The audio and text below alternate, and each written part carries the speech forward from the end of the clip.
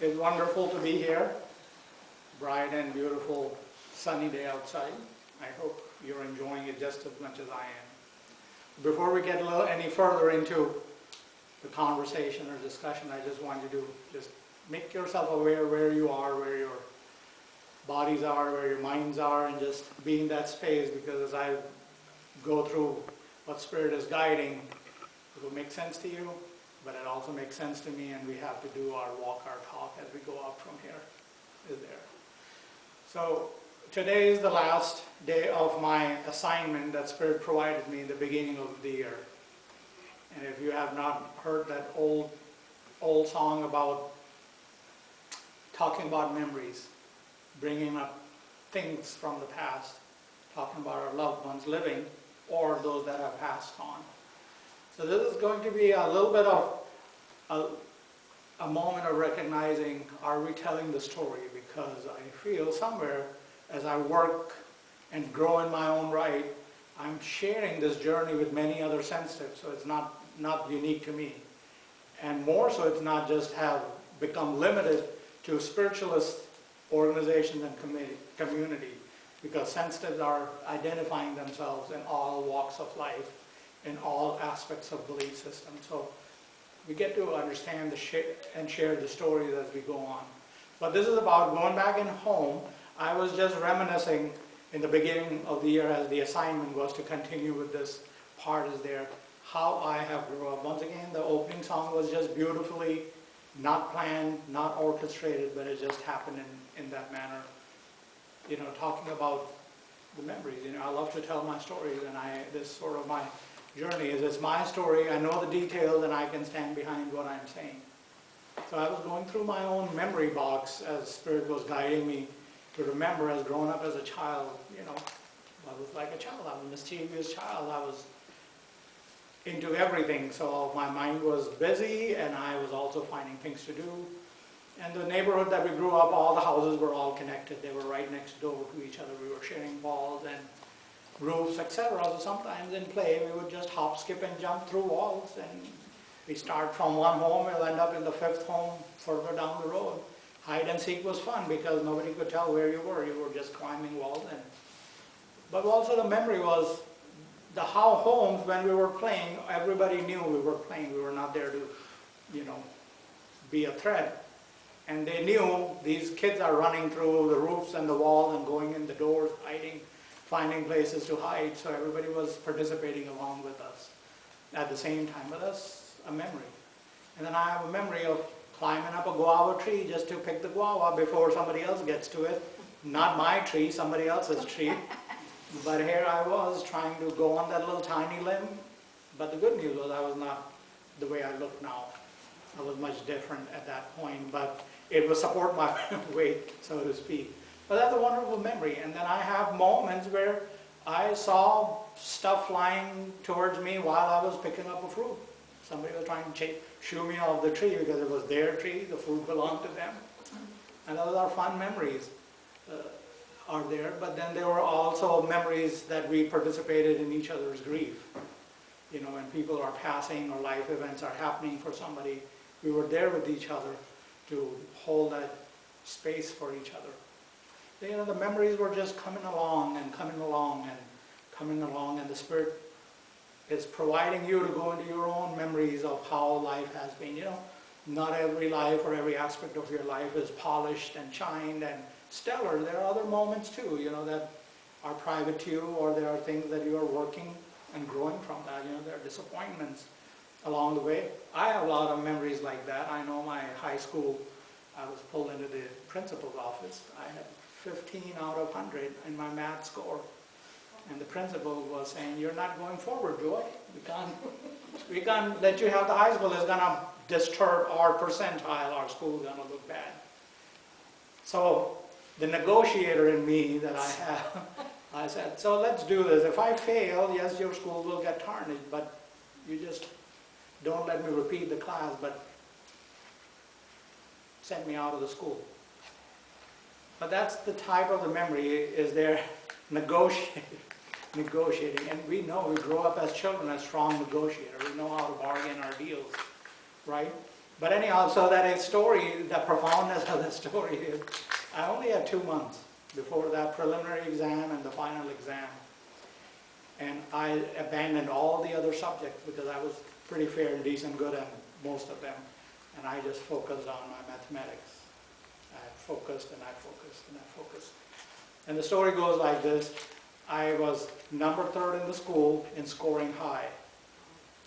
And I was in the top 15% in the whole board in our region. So part of that is, sometimes our failures are the stepping stones if we put right perspective, right energy behind it to continue to move and strive for where we want to shine ourselves.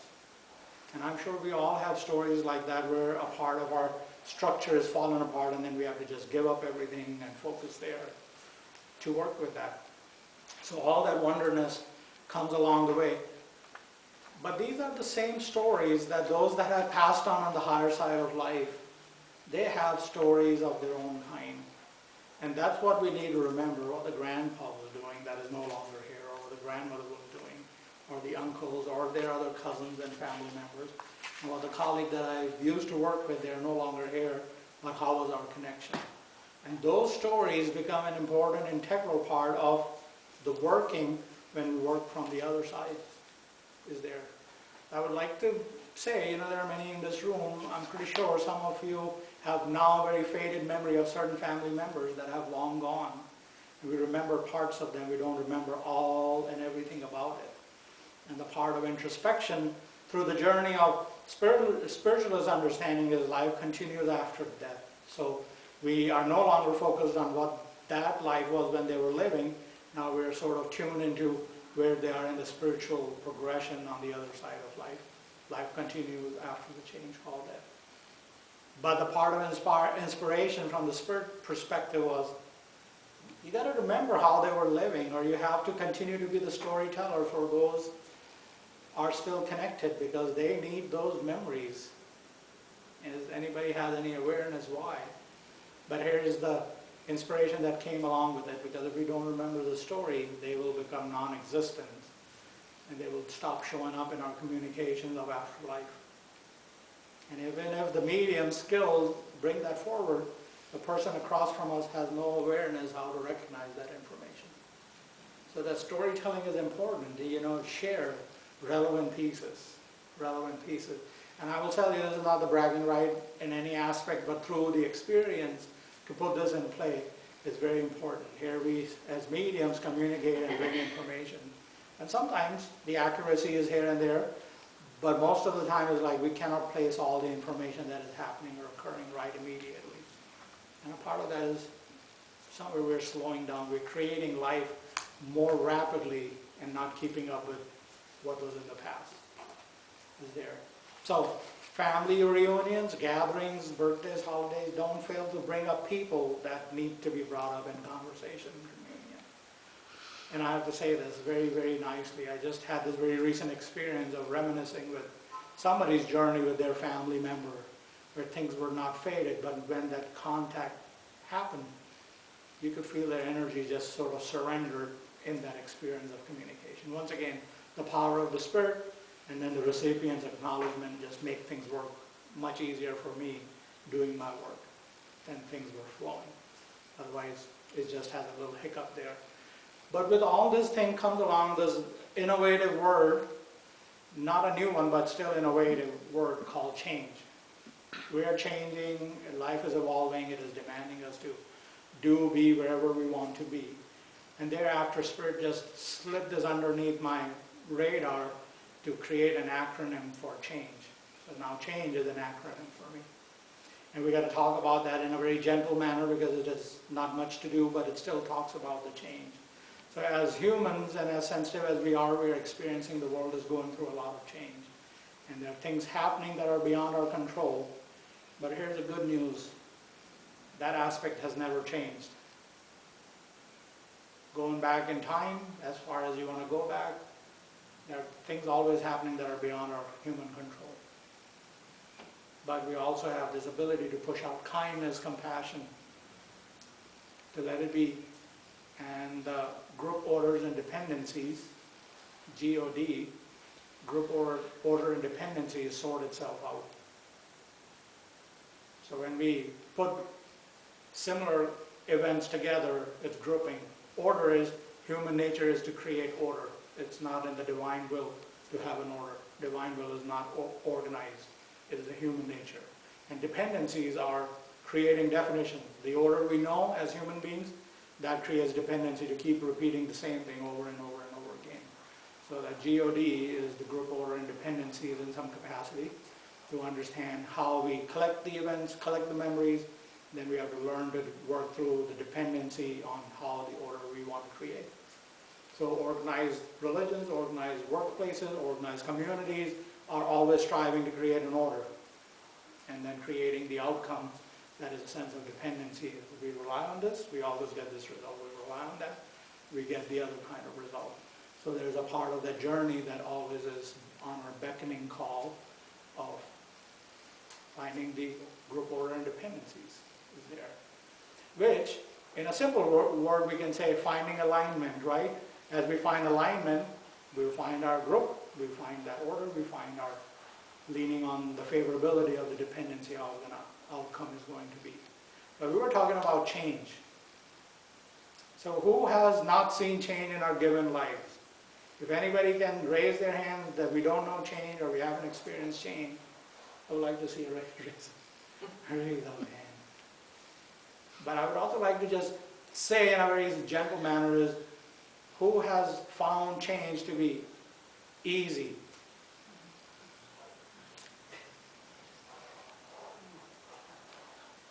Nobody, right?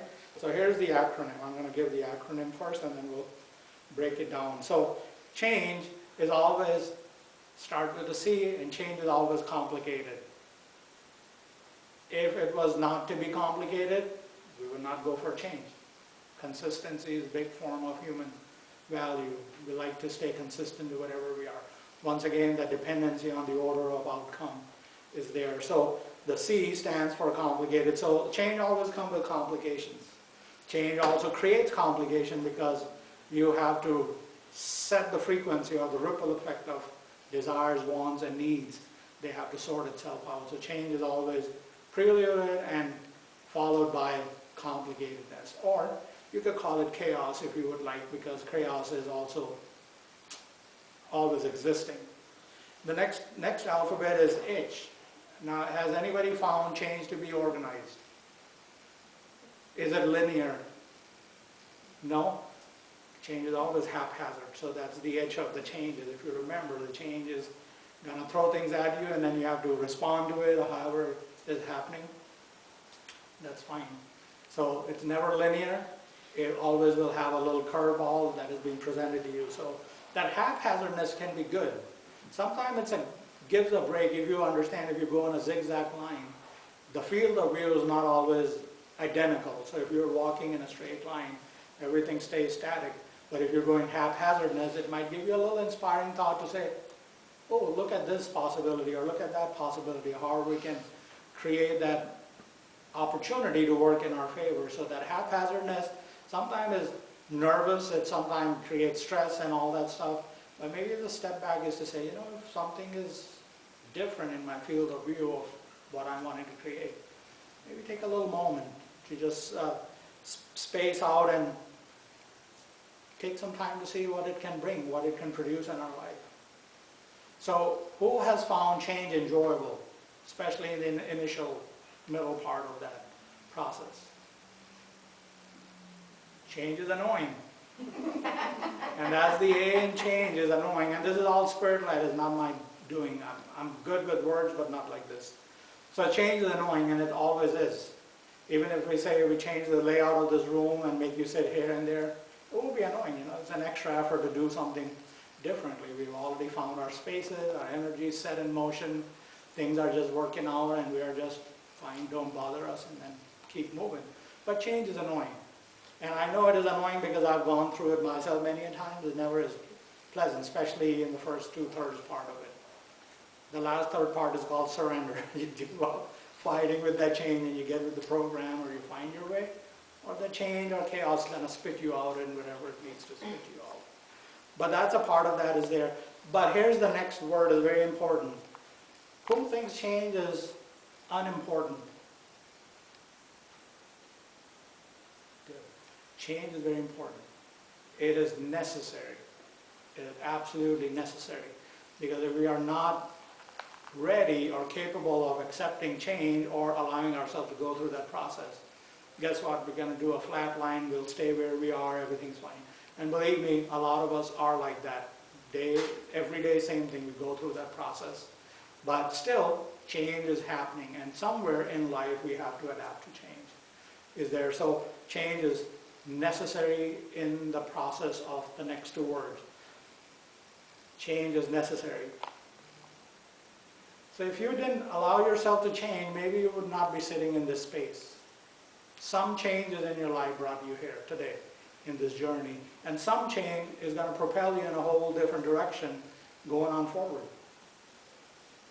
So to keep that in mind, the change is always happening. You like it or you don't, somewhere you have to give into the change. Now, change has been annoying, it is haphazard, it's complicated, but that's the 2/3 of that word is necessary, so we're hitting that threshold. What else change is good about? Change is a potential opportunity of growth. So that's another alphabet in that word, growth. And it is always there. The potential of that growth is always there. I will say, what it may not feel good in the beginning as you go through adapting to what that change is producing for you, you see the benefit in it. You see the goodness in it. I have this wonderful saying is sometimes what I don't want to make a decision or choice about, sometimes spirit people make it for me. And then change is provided to me, then I don't have to make a decision. It's an easy path of resistance type of theory, but I don't have to be the one making that choice. Somebody made a choice for me, and I'm like, oh, I'll accept this. This is wonderful. Because now I'm free of taking that responsibility. I made the change. Somebody else made that change for me. And I think it has come to benefit in many aspects, not all aspects. But sometimes I have to initiate my own growth process of change, and I'm absolutely one with that segment. So the following word is similar, but not really similar, and we'll go here in a minute. The last word in that, last alphabet in that word is E, which stands for evolution. So if you do feel you're evolved in any capacity, in humanly or spiritually or otherwise, believe me, you've gone through many changes. Believe me, you've gone through a lot of rigmarole and complicated situations to be in that evolutionary process. But growth and evolution are similar, but they are not really similar. Even if the dictionary puts them very close to interchangeable to each other, but they're really not. Growth is expansion. It is about getting better at what we do, improving things where we are. Evolution is the soul's evolution. It is not a human process in some capacity. It is the soul's journey of where it is leading up to, where it's pushing you to go upwards. In that direction, growth is expansive. It goes horizontally, it may go laterally, vertically, but evolution pushes the soul to get deeper in its understanding. And that part is very fascinating, because if you feel that you are not wiser with the changes that were given to you, made by you, provided to you, pushed on you, if you're not becoming wiser, if you're not letting that soul to evolve into the depth of what it's capable of, that is the part that needs to worry all of us. It worries me every now and then. It worries me to no end many a times. But I have to just go deeper and dig it for myself, what it is for me to get out from it. And the part of this beauty is, as we stand here in the Spiritualist Church and the organization that we are, it is all about spirit and soul work. It's wherever we try to look at whichever vantage point we see, we're always looking at spirit and soul and the reflection of all that. And I was going through some old 1800 spiritualist mediums. They have emphasized the process of spiritualist journey, or that medium's journey, is to get one with the soul's purpose, and then the expansion and evolution to just let it happen or become a part of that process. create that group order and dependency with that soul's pathway and the journey that is set for you. So there is I'm just slipping the brain, I will provide you the name. There is a wonderful Glyn Edwards, Glyn Edwards. He was one of the 5 students of Gordon Higginson, who was a very proclaimed medium of his times from Britain. Glyn Edwards' writing or his work was very phenomenal as a medium, and as he continued his journey, he just transformed, that change within himself transformed him in a matter of who he was. He aligned himself wherever he has.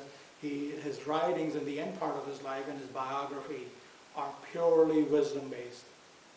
He was still a medium, he was still doing what he was doing. He had a massive physical episode or an experience that changed his life. He continued to still do what he was gifted with. But his soul's pathway evolved into something big, something more beautiful. And that's where a part of this memory of this writing is. In that spiritualist journey, there have been many mediums. And Glyn Edwards is of this time, not from the 1800s. He's right from our age time frame. And his writings, now he's passed on, his writing has been something that he has written very philosophically but very deep in that aspect of life. So if you ever find his books or his biography, he's got 2-part books. That would be a good read for anybody that is interested in that part. But the part of the journey of any one of us, spiritualist, not awakened or not enlightened or not, doesn't matter. If you're not letting this desired place of growth in you to go through some changes, good ones and bad ones or otherwise, just understand the complacency is usually not the greatest formula for growing or becoming who you have a great potential to be, is there. So please understand through that process. Now I'm going to go back into the starting part because that's where the fulcrum is. This growth has gone into the family members that we have lost, friends that we have lost, and all those wonderful things. And as you go through this memory bank of what they were going through, and not necessarily we know all the details of what their life could have been, but as sensitive as we can be or as sensitive as we are, we have this potential of tuning into their energy of what would life be in 1923, what would they have to deal with socially, economically, money-wise, whatever the construct of the family's process is, where our journey was. And let me tell you this, not everybody goes from not having a good time to having a very good time. There are some that would have gone from having a greatest time, dipping into that little spot where their nose was very close to the cheese grater, what I call, and then they evolve from that. So there's so many learning curves and learning lessons in those good old memories are there. So pick up those memories, they become the teaching tool. Maybe there's a small reflection of what we need to reminisce and remember, what we are doing differently that was better for us, what it was not there. It's a nice place to know your own story. It's a nice place to remember your loved ones. It's a nice place to know all those little small nuances and details. It comes in really handy. So in turn, when you grow and develop to become your own medium, all the little minutiae is going to come into the forefront of saying, I've got the details. I know how to go into those little things and work with those little memories that I have, even if it's just a fragment of that memory. But the more we are aware, the more sensitivity expansion happens within ourselves. And should you choose, it will evolve you to something more than what you can imagine. So keep imagining, keep growing, and give change a hug. Because it's a beautiful thing to happen in all our lives, no matter where we are, how good, better, and different we are. It is always a good place to be. So thank you for being here.